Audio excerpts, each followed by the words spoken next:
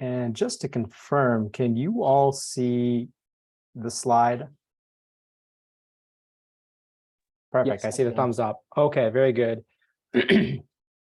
So for those of you, I know Serena was able to attend, I believe, both the last two sessions. I think Chris was at the one in September, but this is a continuation of a series focused on managing your students' cognitive load. We all experience this. We'll do a brief review sort of as we get in, but today's primary focus is going to be strategies related to essential load. And I'll do, again, a brief review if you've missed things from the previous month, or if we even a refresher is helpful. We'll do a brief review on that, and we'll go from there. So with that said, I'm going to go ahead and proceed. This is just a look at where we've been previously. So back in September, we did just sort of an introduction on the topic. Last month, we talked about strategies to minimize extraneous processing. Again, today, we're focusing more on strategies to manage essential processing. And then next month, we'll wrap up the series with the session focused on strategies to foster generative processing. So today, specifically, we have three main topics and three associated learning outcomes. So we're going to start with a review of key concepts. So things that we talked about in September, some things that we talked about last month. The goal there would really be ideally for you to remember the key learner processes, things that learners have to do in order to experience genuine learning. If they don't go through these processes, the likelihood of learning actually happening is limited. Then we're going to spend a little time talking about essential processing specifically, and the goal there is to understand what it is and how it impacts learning. In particular, how it's different from extraneous processing and generative processing. And then finally, and sort of the bulk of the session today is going to be on the strategies to manage essential processing. And the hope would be that you could at least identify one of these strategies to manage essential processing in any sessions that you lead. Chris, I know you don't necessarily work with students directly, but at least not know UWB, but perhaps there are ways that you can apply this information in your day-to-day work as well. Certainly to focus on perhaps formal education settings like a classroom, but I think there are ways that it could be applied to other educational content that you're creating as well. So if you're doing any of those sort of things, these would apply. And just as I go through today's session, before I forget to mention, if you have questions, I do have the chat up. We're a relatively small group today, so you're certainly welcome to unmute and ask questions if you'd like to. Use the hand gestures. So if you have a question and you don't want to just speak up, you're welcome to raise your hand, and I have that pulled up as well so I can see it. If I don't see those things, I'm just going to continue on. So if you've got something you want to add, feel free to let me know. With that said, we're going to start with the review of key concepts. So things that we discussed back in September and a bit of what we talked about last month in October. So what we see on the screen here, if you haven't seen this before, this is slightly tweaked from what I presented in September, but this comes from Mayer's cognitive theory of multimedia learning. It may appear to be a little bit overwhelming the first time you see it. We're not going to spend a lot of time on this, but essentially all these techniques that Clark and Mayer have outlined are really associated with multimedia content, multimedia presentations. So the primary form in which a lot of information is shared in higher education, and certainly at OUWB, we're doing these multimedia presentations that generally include some visual elements on most likely a PowerPoint, but perhaps something that students see otherwise. And then the other big component of these presentations is going to be, of course, the spoken element, so what you are saying as a session presenter, as a session facilitator. And so we know that when we're presenting information in this manner, students are perceiving information through two channels or dual channels. That's the first principle of learning. And it basically means that students are intaking new information either through the ears, so things that they hear, or through the eyes, things that they see. And as you might be able to make out here, words, on-screen words, are processed through the eyes, and things that we hear, spoken words, are processed through the ears, whereas pictures, visual information is only processed through the eyes. So really what I want us to focus on this slide is the gold text. And these are the learner processes that we talked about previously that learners need to engage in to result in satisfactory learning. The idea that they would actually be able to retain knowledge or skills from a lesson. If they're not engaging in this process of selecting words and selecting images, and really the appropriate words and the appropriate images, and then subsequently organizing those words and images into a verbal and pictorial, sort of a coherent mental structure, a representation of what it is that they're seeing and hearing. And then once they've successfully created that mental representation, they need to integrate it with what they already know in long-term memory. So there's this process of integration. There's this process of recall that isn't actually noted here.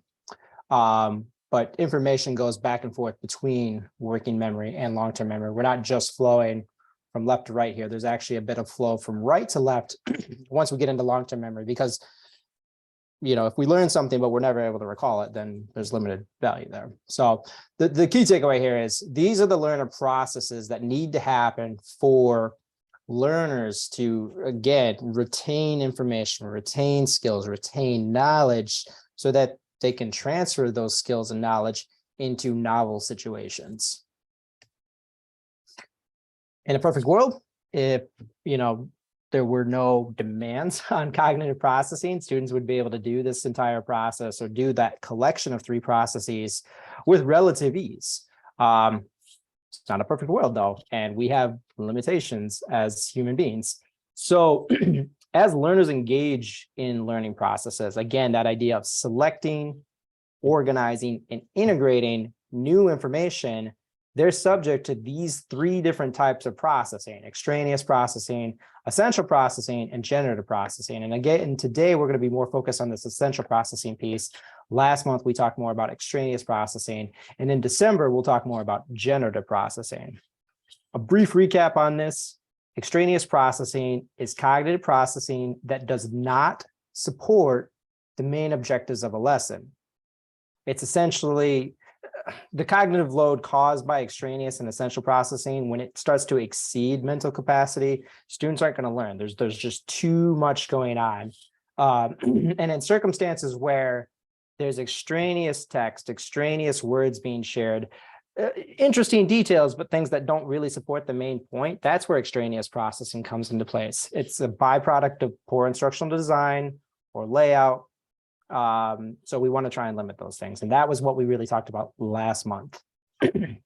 We'll look quickly at the principles covered last month on the next slide.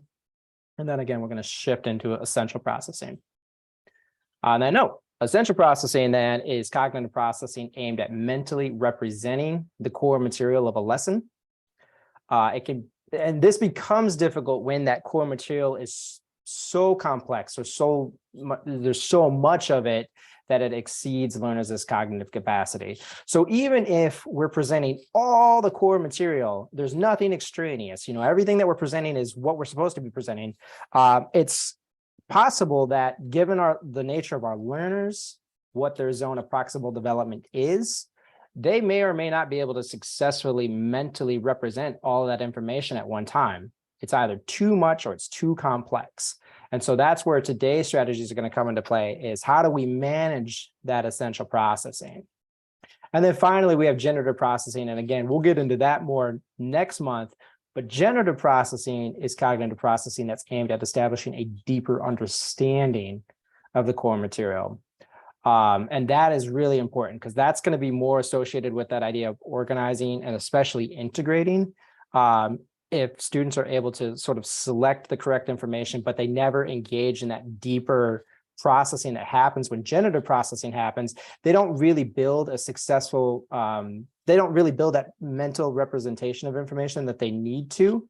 And so even though they've selected the correct content, they haven't really engaged in enough processing to result in successful learning. So that's why I said on the previous slide, learners really have to engage in all three of those steps: the selecting the right words and images, the organizing those words and images into some sort of mental representation, and then they have to integrate.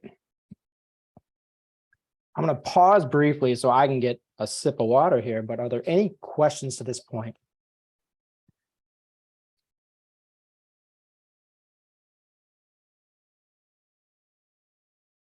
No question.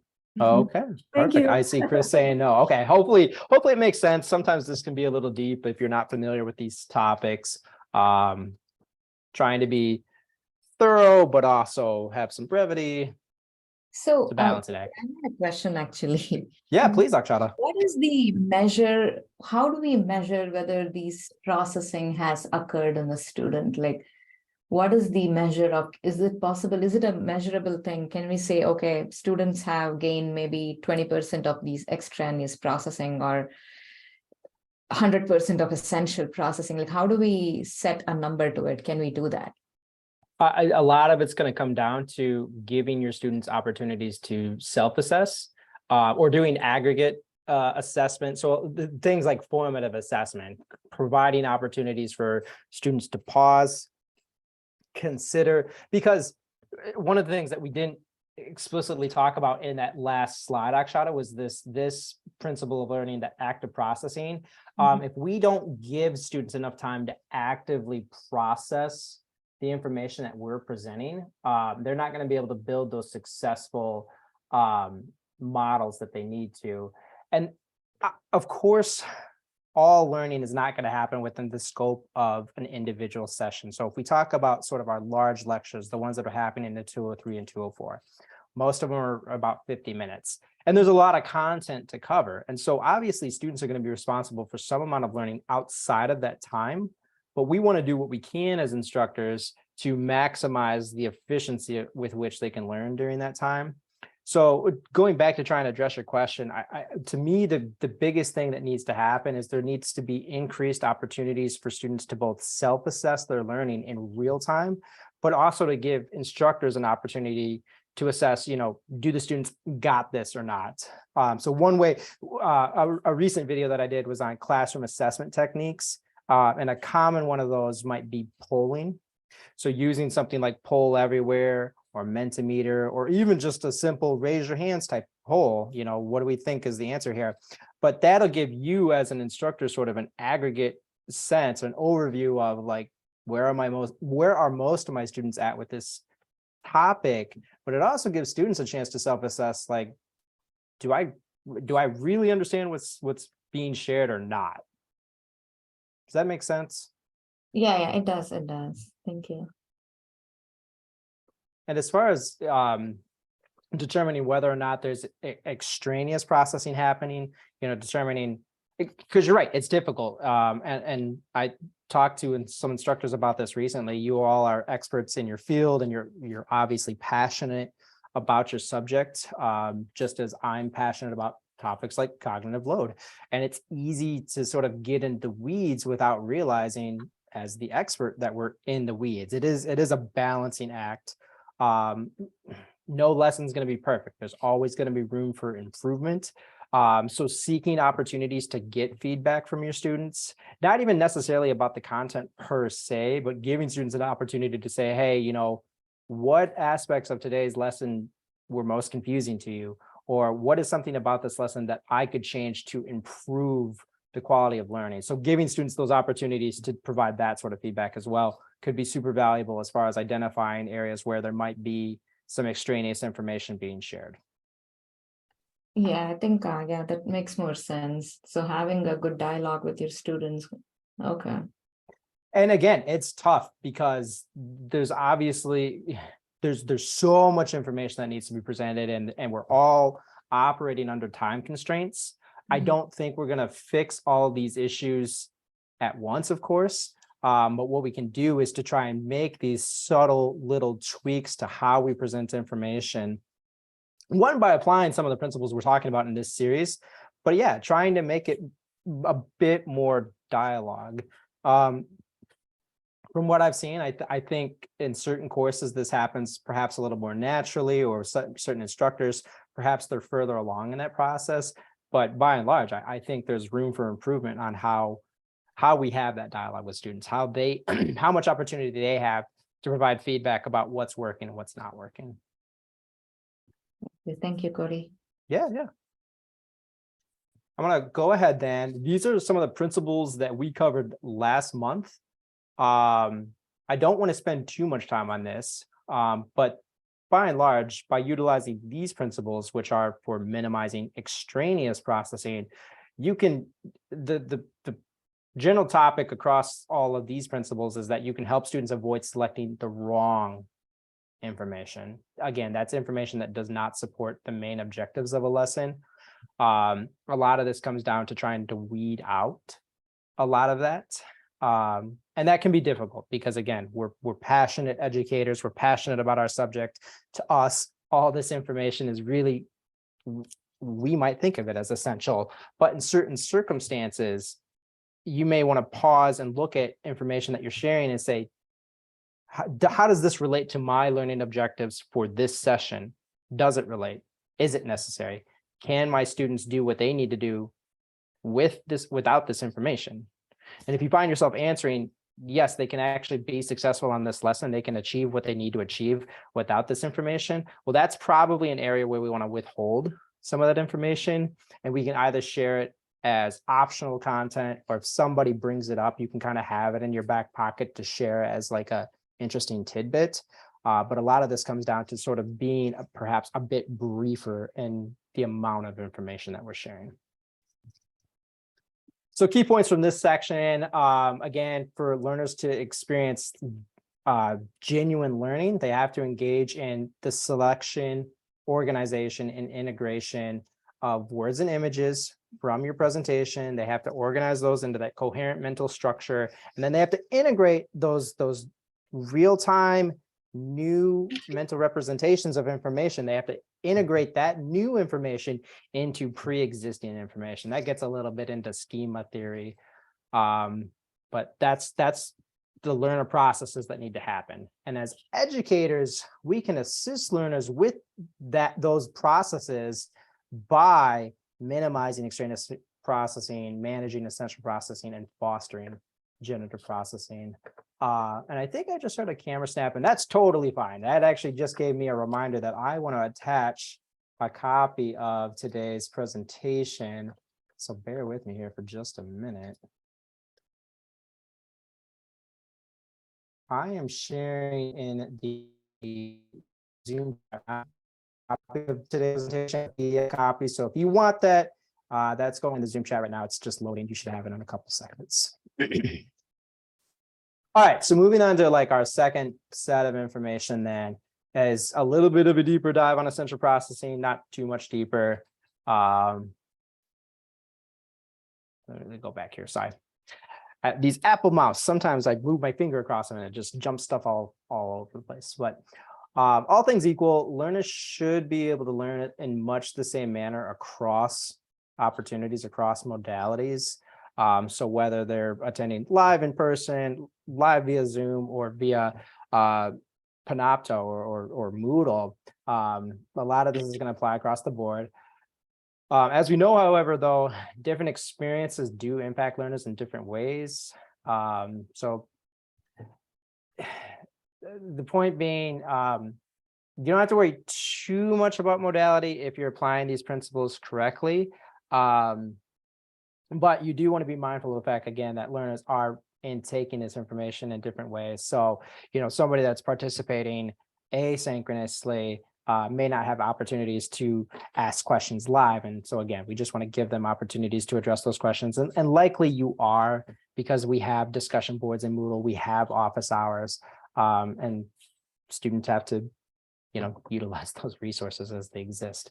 But it can't hurt to remind them from time to time. Peeling back the layers on essential processing. Again, essential processing is that cognitive processing that's aimed at mentally representing the core material of a lesson. It's impacted by the inherent complexity of the material itself, and it's really closely related to that learner process of selecting the relevant material. So last month we talked about extraneous processing and the idea of us as instructors eliminating as much as possible the potential for students to select the incorrect information by simply not sharing it. But if we have a lot of really important information and it's not really extraneous, it actually supports the core goals of the lesson, it can be overwhelming for students to select the correct information. So again, that's where today's strategy is going to come into play. This becomes an issue when, again, the content itself is so complex that it's exceeding learners' capacity. So the solution to addressing too much essential processing is to use techniques that manage content complexity. And so the principles we're going to talk about are the segmenting principle, which is really related to this idea of chunking content into smaller pieces. The other principle that we'll talk about is the pre-training principle, which allows you to share certain bits of information ahead of time, potentially. And then we'll talk about the modality principle, which is really about how you present words. Because remember, words versus pictures, words can be processed through each channel, either the ears or the eyes, depending on how they're shared. So if we're speaking words, it's processed through the ears. But if we're putting words on screen, it's being processed through the eyes. So we're going to talk a little bit about how to sort of address some of that via the modality principle. So when too much essential processing is happening, it's related to content complexity. Those are the strategies that we're going to get into in a moment. I just went over this.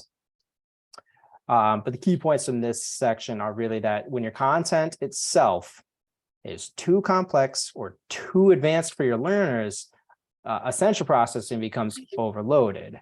And so in those circumstances where you might realize, hey, this is a possibility, this may happen, you're going to want to apply some of the strategies that we're going to spend the rest of today's session talking about.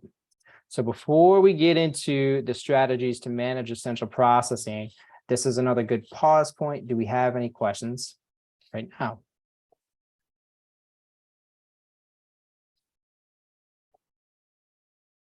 Okay, so we will continue on.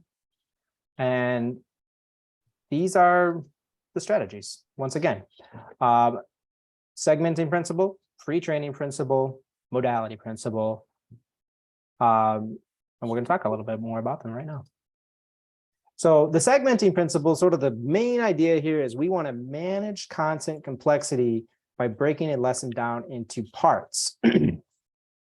This may not always be possible. You may have to get through a certain amount of content in 50 minutes. In fact, that's often the case. And if you don't have the autonomy or ability to apply this principle, well, fortunately, there are other principles that we can apply to manage essential processing, but this is a good one to consider where possible. And this may come into play more with asynchronous lessons. The nice thing about asynchronous lessons is students also have control of the pace at which information is digested, but they don't always, depending on, what the student's level of motivation is, what their ability is to time manage, that may or may not work out in their favor.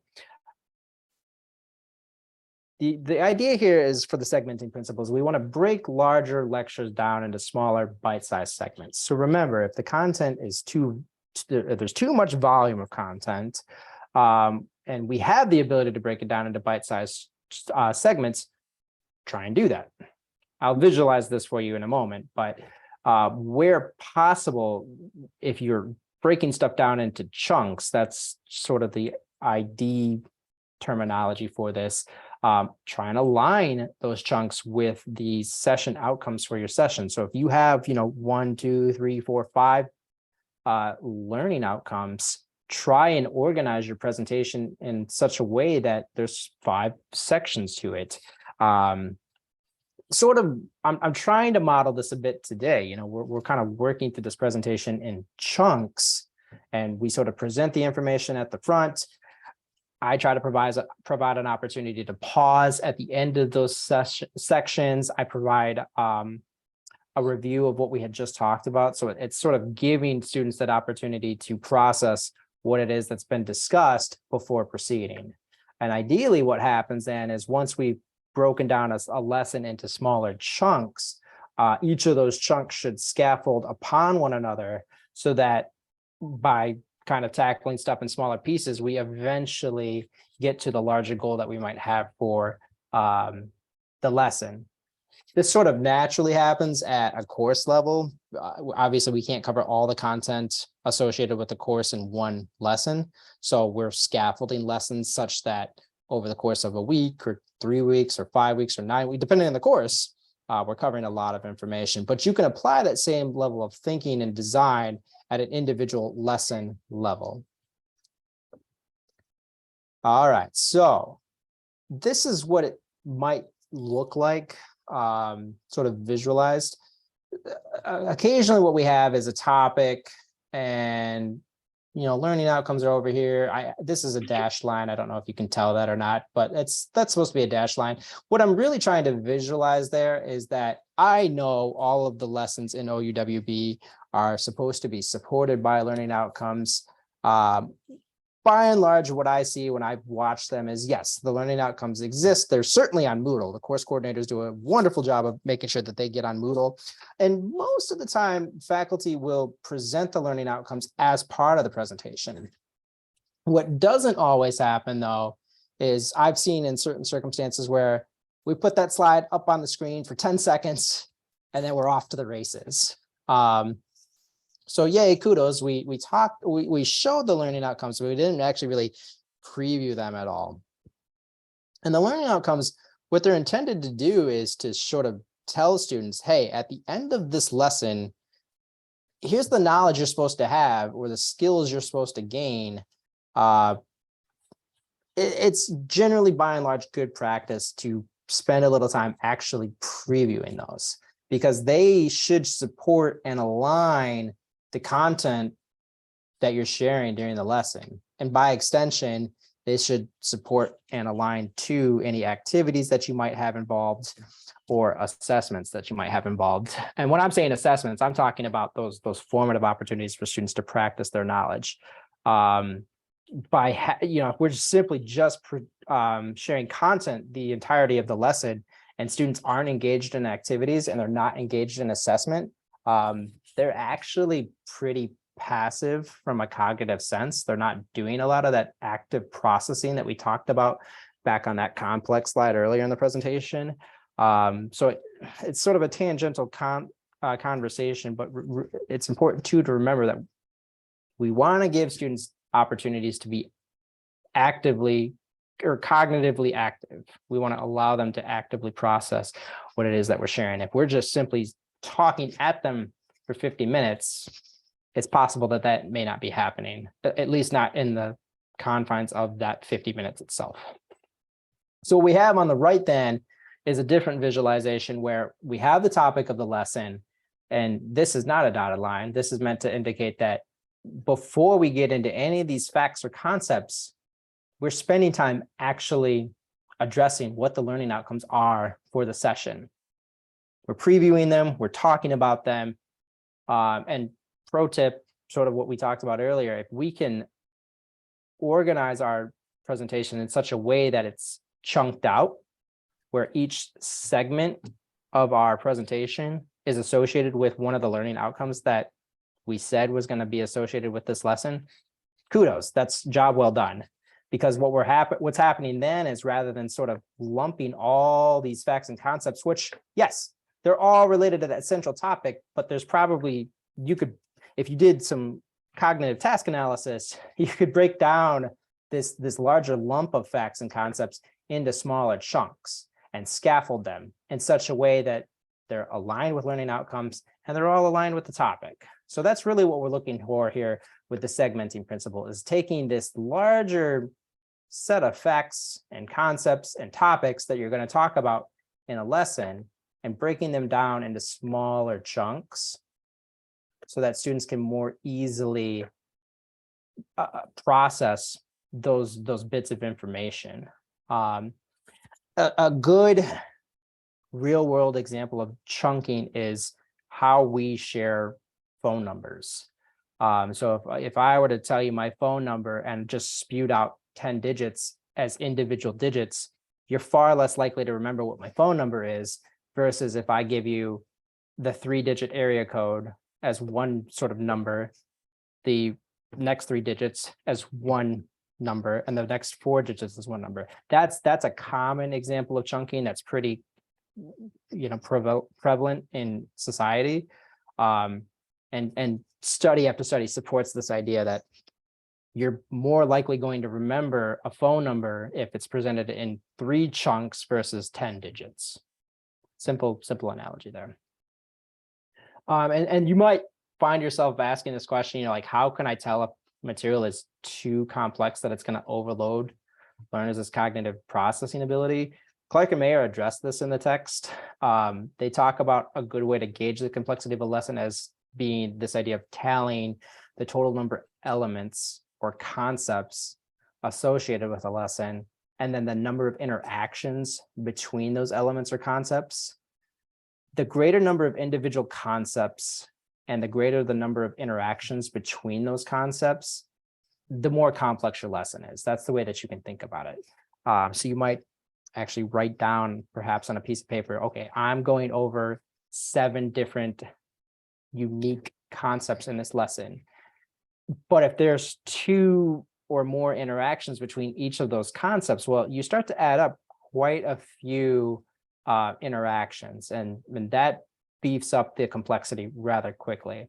So where you start to notice those natural breaks in concepts and those natural associations between concepts, try to segment those elements so that they're individually discussed or discussed in smaller pieces, and then try to connect those pieces one at a time, the next to the next to the next. That's that scaffolding process that we talked about. Doing that is effectively applying the segmenting principle, and it's going to, again, sort of manage the essential processing that your students have to go through. Yes, they're by and large going over the same information, but rather than presenting it sort of as all one lump sum, we're presenting it perhaps as 4 or 5 or 6 or 7 chunks, which are related to one another over the course of the lesson. There is evidence supporting the segmenting principle. This example comes from what they dubbed the lightning lesson. So Clark and Chandler presented a lesson on the formation of lightning and how that happens. And what they found was that when they sort of broke it down or segmented it or chunked it, there were 3 elements to that lesson. I'm sorry, more than 3. There were 5 elements to that lesson or concepts involved. So warm and cold air drafts, updrafts and downdrafts, positive and negative particles in the clouds, on the ground, leaders and return strokes. And you could actually break this down even further, because positive and negative could be separate, positive and negative could be separate, and then the segments, really what ended up happening is they found that there were 16 different segments. And those segments apply again to the individual concepts, but also the relationships between them. Sort of what I just stated there. So it's a good example. You might look at the formation of lightning and think, that's relatively straightforward, or we might even think of the formation of lightning as one concept. But when you actually start to break it down, you might find that there's actually a significant number of segments involved. And so it's a good practice to try and chunk that content in such a way that we're talking about the first thing, the interaction between them, the second thing, the interaction between them, And here's just some additional studies associated with the segmenting principle that have sort of concluded that, yes, this is a good principle to apply to learning, and it can result in improved learning between an experimental group and a control group. For the purpose of time, I'm going to proceed on to our next principle, which is the pre-training principle. And the key idea here is that we want to ensure to the extent possible, that learners know the names and characteristics of key concepts ahead of time. And this can be a nice alternative to the segmenting principle, especially in the real world context of, I probably am not going to get more time to teach than I want or have. And I may not have enough autonomy to sort of to segment stuff. So the pre-training principle is really about allowing students to engage in some of the processing involved in the lesson ahead of time. So I have a picture of, a coach and maybe some soccer players here. It looks like a soccer field on the whiteboard. So I'm assuming they're soccer players, but you might see a coach and players engage in sort of this pre-training ahead of time. Of course, there's regular training, but right before a match, they might, review some of the key concepts of how they're going to attack, how they're going to defend, et cetera, et cetera. There's evidence to support that this is generally more valuable for novice learners, but novice can be a sliding scale. So if we talk about this in terms of medical education, we would talk about M1 students, of course, being more novice than M4 students. So I wouldn't get too caught up on this per se, but the pre-training principle might be especially valuable in courses where you're engaging with M1 students, but also potentially M2 students. The other thing that you can do with all of these is you can sort of team or tag up some of these principles, so that you might be using the pre-training principle also with maybe the segmenting principle or the contiguity principle that we talked about last month, the coherence principle, et cetera. So how do we apply this? When possible, again, and it's not always possible, but provide students with a resource ahead of time to introduce them to the key terms, names, or concepts that's sort of a precursor to the formal learning that's happening, again, during live sessions. So we're sort of allowing them, again, to engage in some of that processing ahead of time, so that once they're in the session, it's not the first time that they're hearing about some of these things. Again, this is valuable, as all of these three principles are, in circumstances where the material itself might overwhelm cognitive processing. What evidence do we have to support this?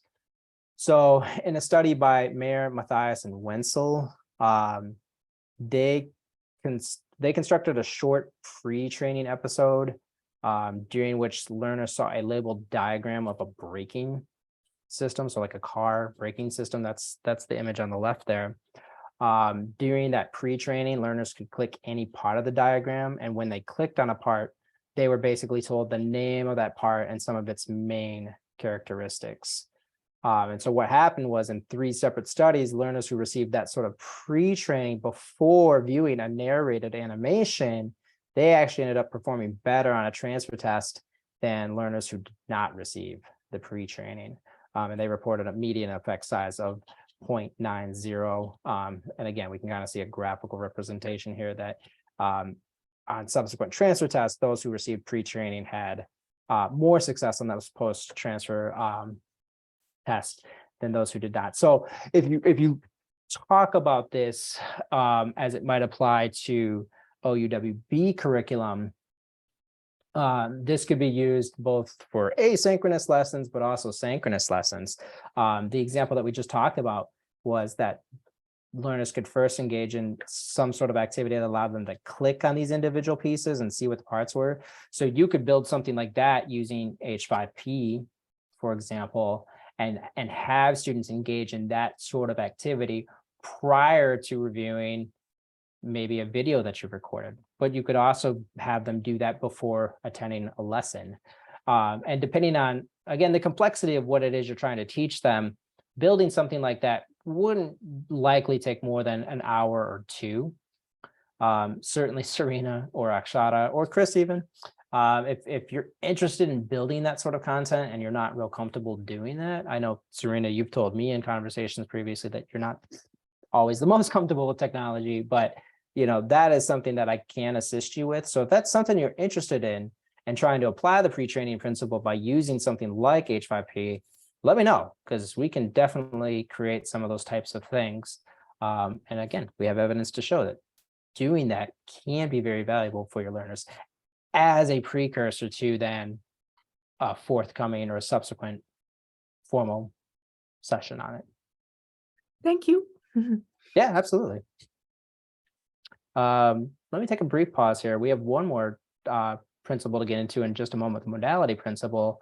And again, I'm just trying to be mindful of time, but do we have any questions on the segmenting or pre-training principles? I just have a comment I put in the chat. I think the pre-training was something that never occurred to me before, but I think it's a great way to make sure that the students start at the same starting line. Yeah, that's a good point, or at least give them that opportunity. So pre-training, I think, would by and large be optional.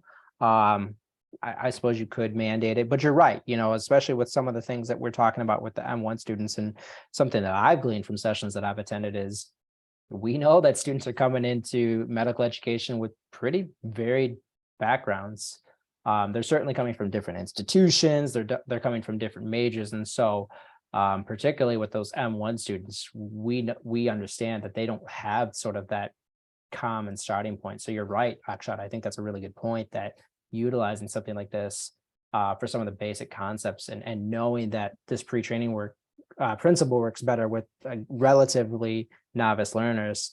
I think that's a really good observation. Any other questions or comments before we proceed?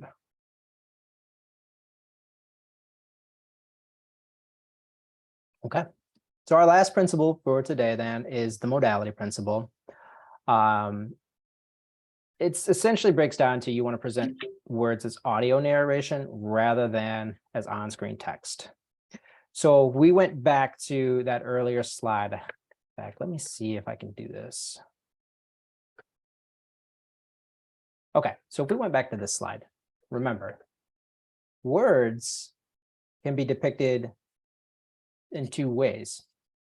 We can speak words, and when we speak words, that information is processed through the ears. But when we present words as on-screen text, well, then we're processing that information. Those words are processed visually. And when words are paired with pictures or images or some other visual media, like a video or an animation, essentially what the modality principle is saying is that when you're presenting words as on-screen text in tandem with other visual stimuli, you're risking over a greater amount of cognitive processing than can be processed through the visual cortex. So what this is essentially recommending is that you spread out cognitive processing, allow some of the processing to happen through that visual cortex. So allow learners to visually pay attention to the visual stimuli on the screen, and then replace the on-screen text with verbal narration. So you're essentially engaging learners through two channels rather than one at the same time. You're more effectively, more efficiently sharing information. So it really boils down to, you want to try and avoid, or at least limit, on-screen text.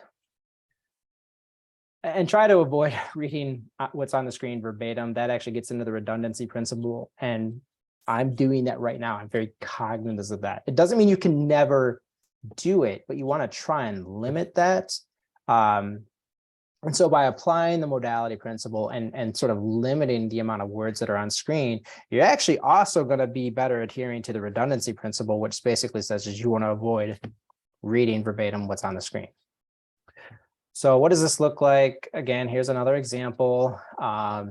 This comes from Moreno and Mayer, and they basically presented the exact same lesson. This one I think was on, this might also be a tweak on that lightning lesson and how that happens, but they presented the exact same visual imagery. So the picture on the left and the picture on the right here are exactly the same. The only difference between the control group and the experimental group was that the one group viewed the text on the screen. So they had to visually pay attention to the text, and they had to also visually pay attention to what it was they were seeing.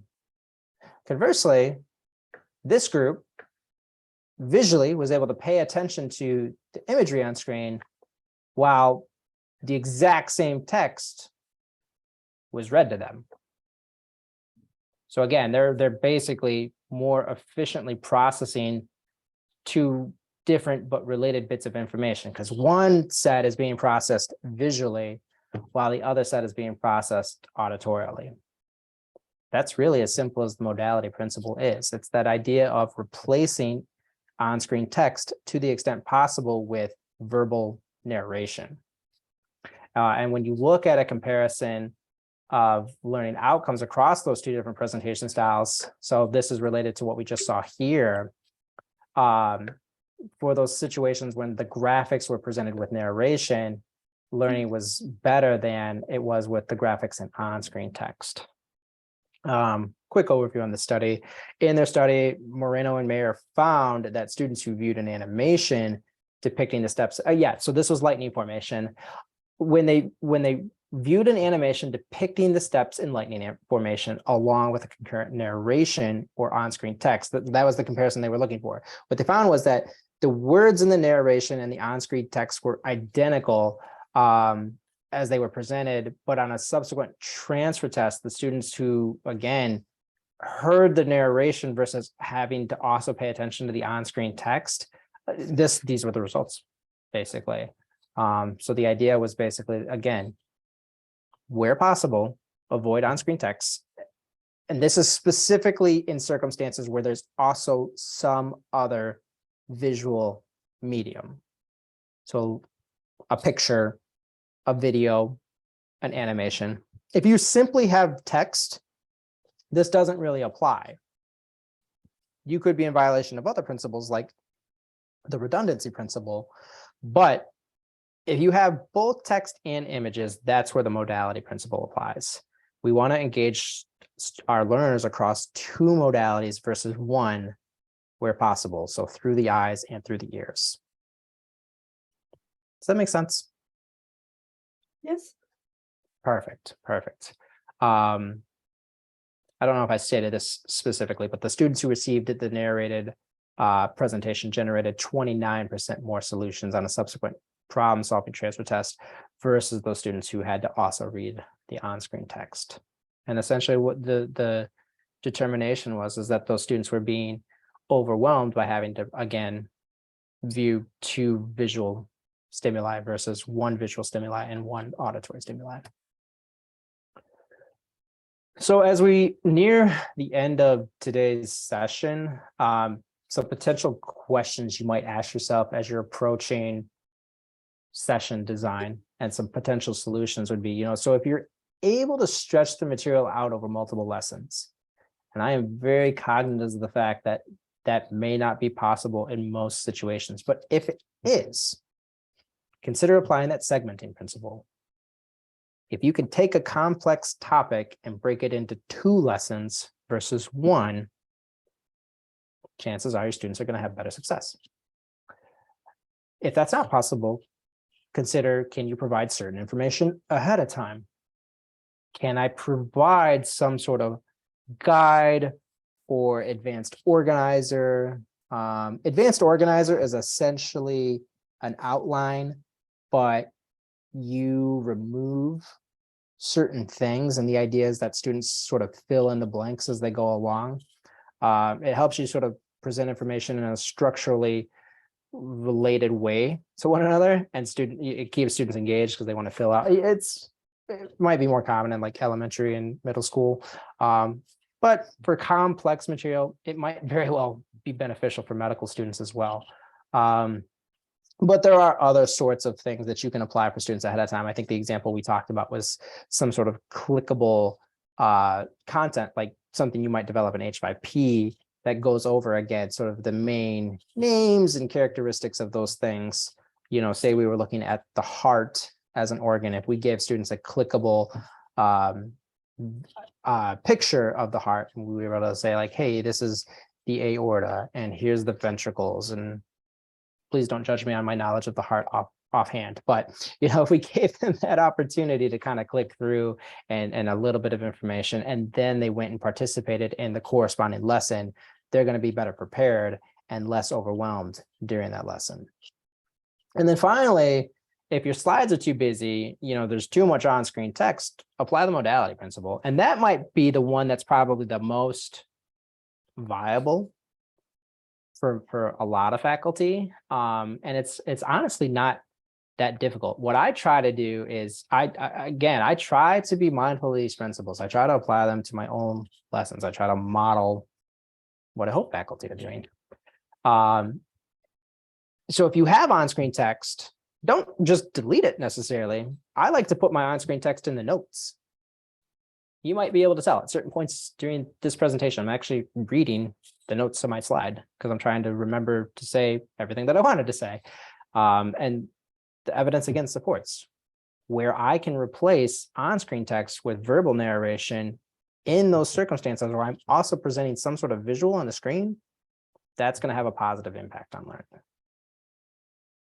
So those are today's principles, all associated with that idea of trying to manage essential processing, allowing students to select the correct information so that they can eventually engage in that process of organizing that information and integrating it. And that's where we'll sort of lead off next month. Next month, we're going to talk about strategies to foster generative processing. And that gets you more into those learner processes of organizing the information that they've selected, and then by extension, integrating the new knowledge that they're forming with pre-existing knowledge. And so the principles we'll look at next month include the personalization principle, the multimedia principle, and the engagement principle. So these are some of the references from today's lesson. Those links, which are in the PDF copy that I sent to you in the chat. So if you'd like to download a copy of today's presentation, you can do that. They're all permalinks from the OU library, going to the direct chapters. So some of the visuals that I pulled today are right out of that text. So if you want to know more about these things, all of this is coming out of the book by Clark and Mayer, E-Learning and the Science of Instruction, Proven Guidelines for Consumers and Designers of Multimedia Learning. It's an interesting text. You wouldn't necessarily need to read it verbatim, but if you want to know more about one of these principles that we talked about today, here are the specific chapters that we talked about. Chapter 2 is more sort of a precursor that's sort of more related to the first chunk of information we went today, but that's a really great chapter. It provides a really good overview for some of the broader topics associated with what we've been discussing these past few months. Otherwise, thank you all for attending today. I hope you found this valuable. I hope you found this to be at least a decent use of your time. I do invite you to participate in a brief survey, and I'm actually going to share that in the chat right now. I do realize we're a relatively small group, and you might find that it's not anonymous, but I don't think there's anything that I can glean from it to be like, oh, Akshata didn't like my session or Serena didn't like my session. That's not really my goal. Honestly, my goal is to determine, was this valuable or not? Is this something that we should continue doing? And if so, what insights can I glean from the audience to improve it for next time? So with that said, I hope you found today's session valuable. I am very happy to stay on for a few more minutes if you have questions. But again, I also want to be mindful of time. So I'm going to go ahead and stop the recording at this point. But if you have questions, feel free to let me know.